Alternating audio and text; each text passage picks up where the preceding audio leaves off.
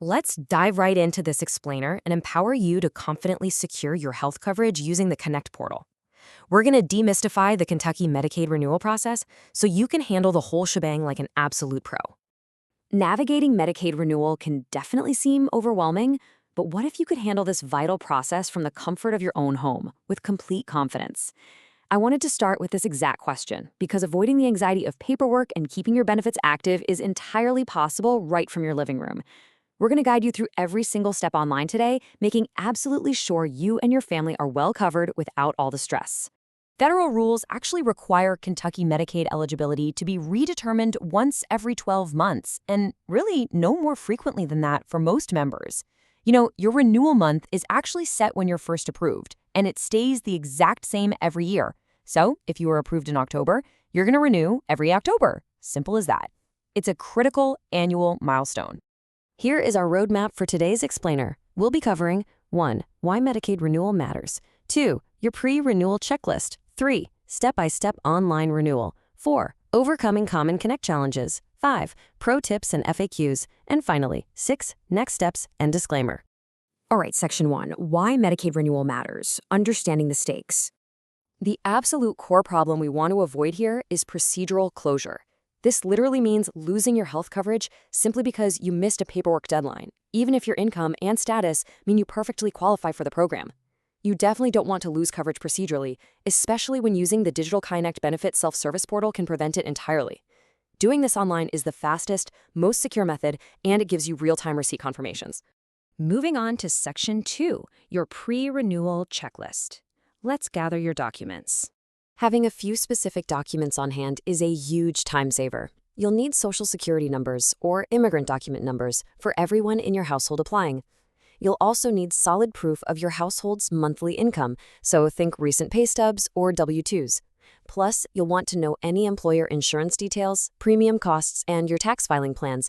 Gathering all this before you sit down at the computer means you won't have to constantly pause and dig through files while the portal is open.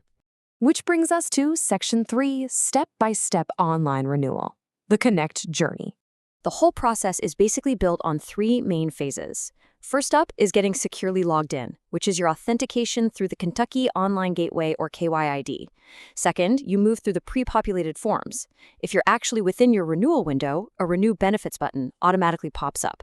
Clicking it launches an interface that brilliantly remembers your past info, so you just have to verify your household roster, income, and address. And the third phase, you review, legally sign off, and submit. So once you authenticate your KYID, you've got to read and accept the website's terms of use to officially enter the integrated renewal interface. It's really just a standard security protocol protecting your private data. You just hit Yes, I accept to jump right into your main dashboard. Then, at the very end of the form, after you've verified all your income and household details, you'll need to review the summary. You type your legal first and last name to electronically sign under penalty of perjury, and hit the purple Sign and Submit button. This electronic signature is just as valid as a written one, and hitting that button officially locks in your application. Okay, Section 4, Overcoming Common Connect Challenges, Conquering the Document Center.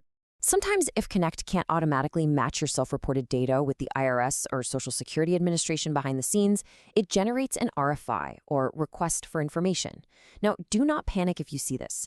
It simply means you need to provide physical proof of what you typed into the form, like uploading one of those pay stubs you gathered earlier. And that brings us right to the Connect Document Center. It's a highly secure wizard where you can track fast-approaching deadlines and safely upload those required files using the purple Upload Documents button. And the really great thing here is you can access this right from your smartphone. You absolutely do not need a fancy scanner. From the pending document request screen, you can literally just use your mobile device's camera, snap a picture of your proof, and upload it directly. But look closely at the options. There is a blue Reasonable Explanation button. If you lack standard proof for APTC income, you can select this, choose an approved reason from a dropdown, and save the request. It's a fantastic built-in tool designed to help you keep moving forward, even if you don't have perfect paperwork on hand. Now, if you do happen to miss a deadline and face a procedural closure, you actually have a massive lifeline, a 90-day reconsideration window to submit your renewal without starting a brand new application.